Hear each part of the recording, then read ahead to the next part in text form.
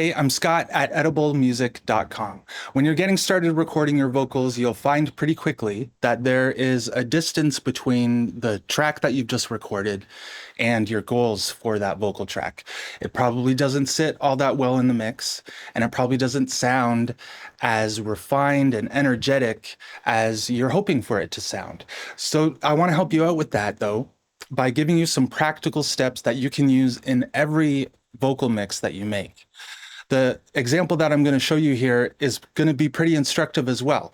It's a great vocal performance, just like yours, obviously, but it needs a bit of work in order to help bring out the vocal and to put it into place so that it sits really well in the mix. I'll show you the vocal first, and then let's get to work on it, and I'll take you through the steps to get yourself a really nice vocal mix going. To be young, never to last. I can't hold on. You're going too fast. Oh, back roads, your risky ride. Oh, back roads, drawn to your danger. On nights like this, my body's a stranger. In this part of the song, we're moving from the pre-chorus into the chorus. So there's a bit of a distinction between the dynamics with which the performer is singing the song. And you want to be able to make sure that your vocals are nice and steady throughout. One of the ways that I like to start doing that is to use a compressor. Now, as I move through these steps, I want you to use just the stock compressor and EQ and other processing plugins that we're going to be using here today. If you've got others that you're more comfortable with, that's fine too. But all of the processing that I'm going to be using today, you'll have available in your workstation. I'm going to start out using a compressor that you might not have, of course. It's from Waves, but it contains all of the parameters that you will need to use. So we've got a ratio, an attack, a release, and a threshold.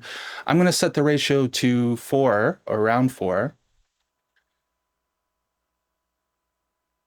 And I'm going to move the attack very fast. What we want to do here with this compressor at the very beginning is to try to reduce that dynamic variation a little bit, because doing that from the start will make it a lot easier for the processing that we'll be doing down the road. So right now we want to just capture those loudest parts and bring them down so that they're a little more in line with the rest of the track. So let's give it a playthrough here, and I'll bring the threshold down. Never to last. I can't hold on. You're going too fast. Oh, back roads, your risky ride. Oh, Put a little bit.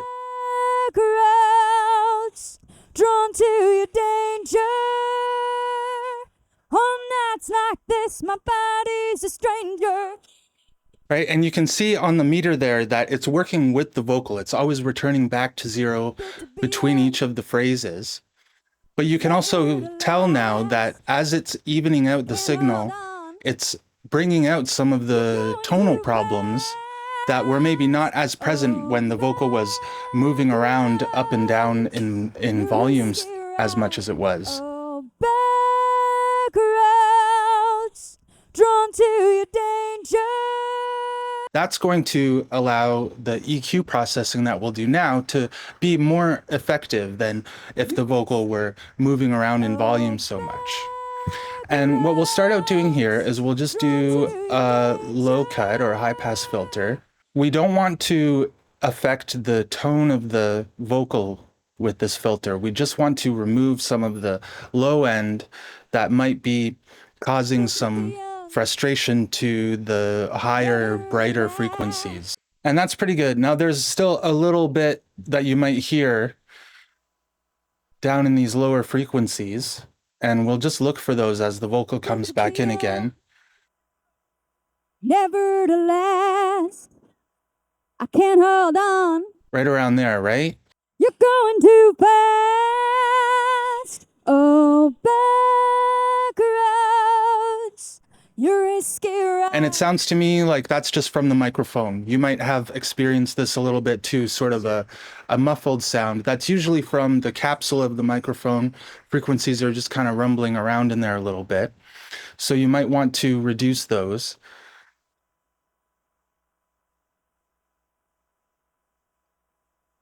Built to be young, never to last. I can't hold on. You're going too fast. Oh, back roads. Oh, back roads. Let's move up to the top of the vocal here. And this is a high shelf that will bring out the highest frequencies of the vocal, and that will help to make it feel higher up in the mix as well. It'll give it a sense of height in relation to the other program elements in your mix. There's a couple little areas that I don't like here. There's a bit of a... You're going too fast. Right around there. You might have caught it so far. Your risky ride. Oh, back roads. A bit of a harsh frequency there. On nights like this, my body's a stranger. I'll solo it for you, but be careful here. Your risky ride. Oh, back roads. Drawn to your danger. On nights like this, my body's a stranger. Okay, I'm just going to tighten that a bit more.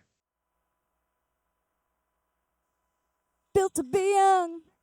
And I'm going to give it one more little boost just because there are some other areas that I like. You're going too fast. Oh, back roads. Your risky ride. Oh, back roads. Drawn to your danger. On nights like this, my body. Right around there. Now, at first glance, it might appear that these EQ filters are just carving up the vocal like crazy.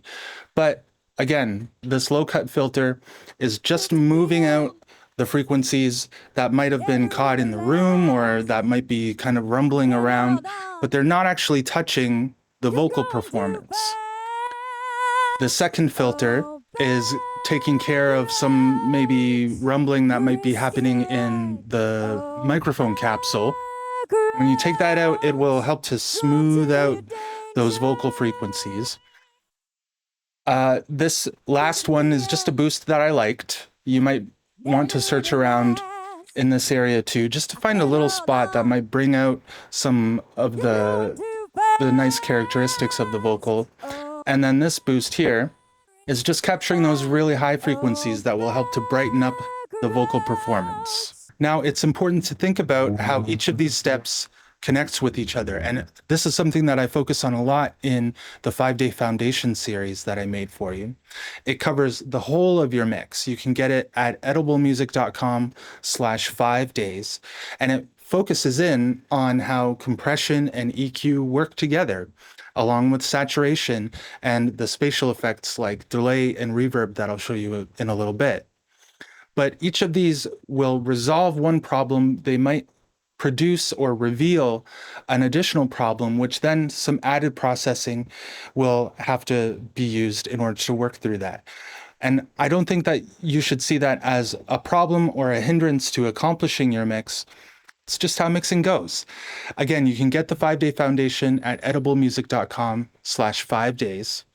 Now you've got a compressor first to help to even out the vocal track, which allows the EQ to work more efficiently. If the vocals were moving all over the place, the EQ filters would probably have a bit of a harder time to make the processing changes and filtering that you want them to.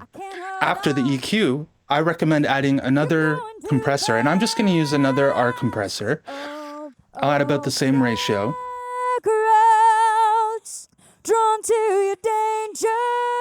Now, compared with the first compressor, this one is acting more consistently on pretty much every vocal phrase, where the first one was looking just for those peaks. that might be happening at the louder parts of the vocal performance. You can see on the meter here that it's adding about 1 or 2 or 3 decibels of gain reduction throughout the vocal track. And that's going to help it even further balance out, which will in turn allow the vocal to sit nice and forward in the mix. You're going too fast. Oh, back roads. You're a risky ride. And we've allowed our attack to be a little bit slower.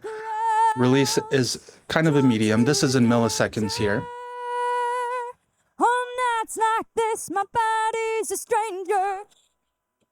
And you want just to set your threshold to a point where it's giving you that little bit of gain reduction throughout. And I'll do the makeup gain here, just to 3.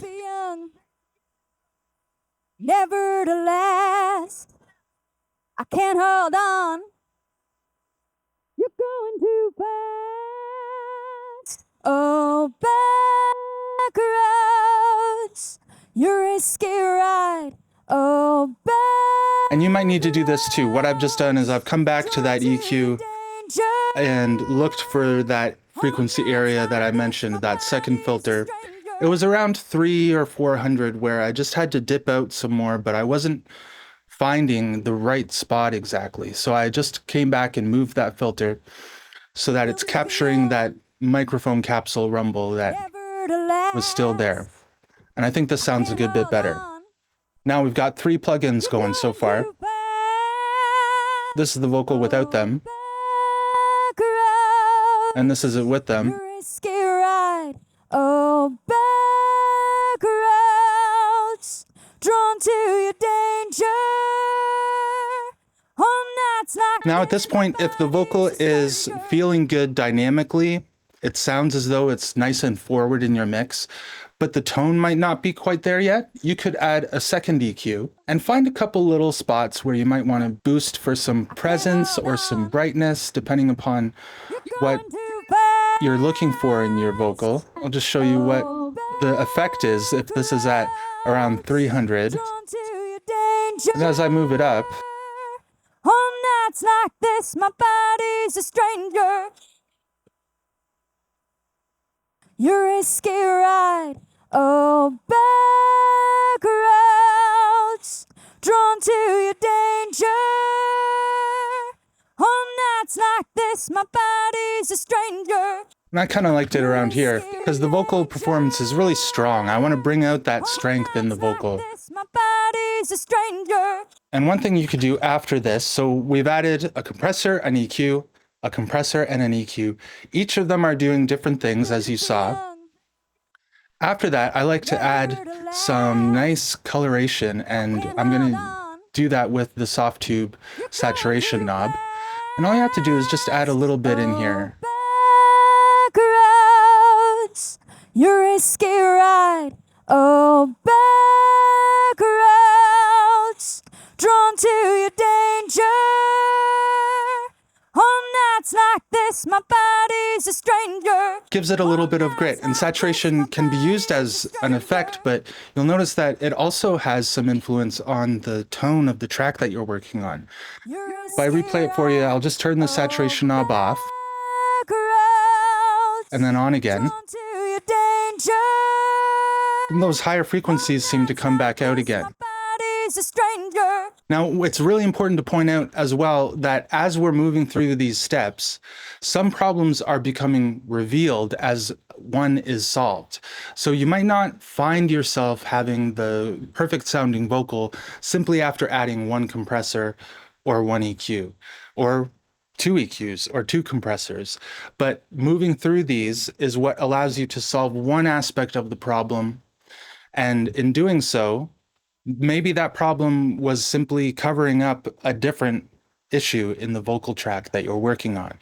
That's okay, because as long as you've just solved this one problem, now you can focus in on the next one as well. And that's what we've been doing. We've got our compressor first, helping out to even out the dynamics of the mix.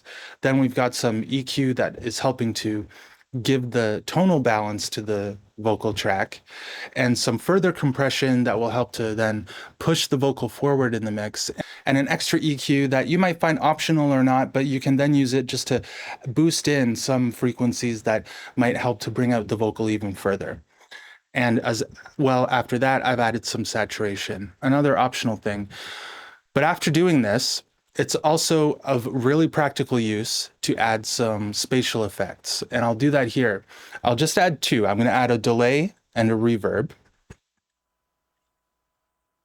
And I'll color them yellow, just like our vocal is. We'll add the delay first. I can't hold on. You're going too fast. Oh, back roads. You're a risky ride. Oh, back roads. Drawn to your danger. On nights like this, my body's a stranger. If you bring the feedback of your delay down a bit, it'll be more of like a slap effect.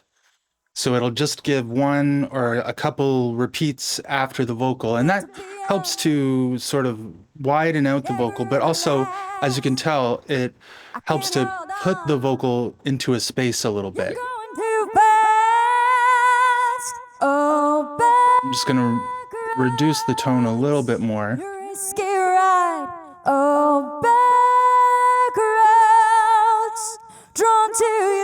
This in the middle here is functioning as an EQ for my delay. So if you were to have a really bright delay, built to be young, never to last.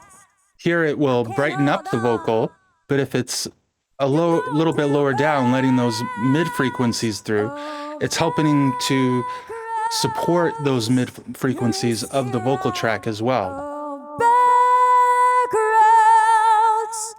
I'll just turn it down a bit. On nights like this, my body's a stranger. Cool. Now let's look at the reverb. Built to be young, never to last. I can't increase the size. You're going too fast. Oh, back roads. You're a risky ride. Oh, back roads. Drawn to your danger. On nights like this, my body's a stranger. And just as I was doing with the delay, it's important to set the tone of the reverb in a comfortable way so that it's kind of just tucked behind the vocal track. And that's what I'm doing here. The input, I'm EQing out the highs and the lows so that those aren't really being fed into the reverb all that much. And I'm going to reduce the early reflections because the delays are sort of functioning as early reflections would. It's sort of like the bounce of a sound off of the surfaces of the room. And what we're going to do now is to EQ the output of the reverb. So we'll pull it down.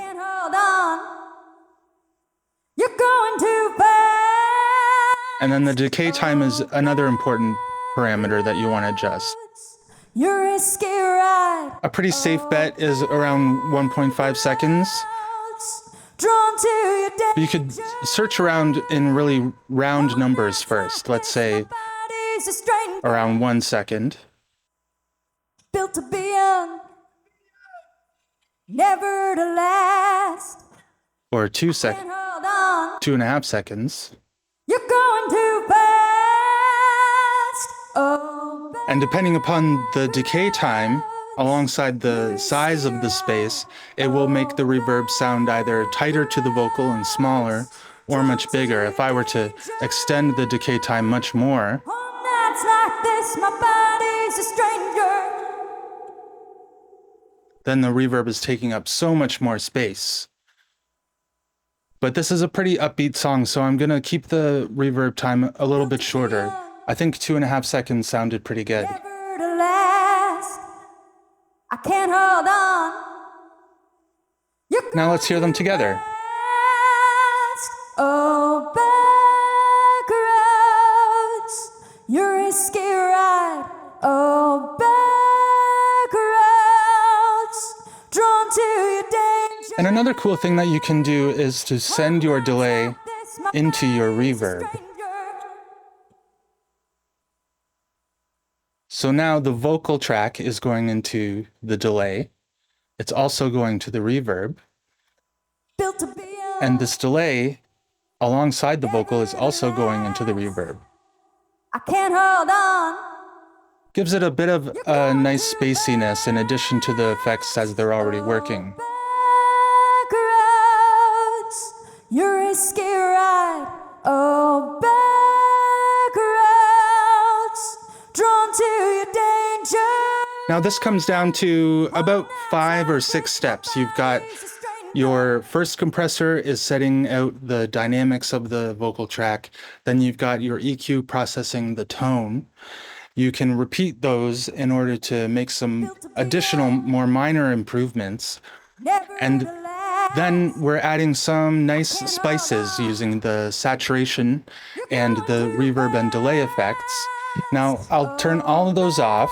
And here we are with our original vocal. Here's our processing. Drawn to your danger. On nights like this, my body's a stranger. Now you see how each of these processing steps focuses in on a certain portion or facet of the track that you're working on. The first compressor had one job to do. The first EQ had its own job to do, but they rely on each other and they work together in the way that I mentioned that the 5-Day Foundation series highlights. But these are really practical steps to use in every vocal mix that you do. Try to focus on balancing out the dynamics first, and then bring out the nice tonal characteristics that you have, which then allows you to apply some really tasteful effects like saturation and delay and reverb in order to align the vocal with your goals for it at the conclusion of the mix. So try these out, okay?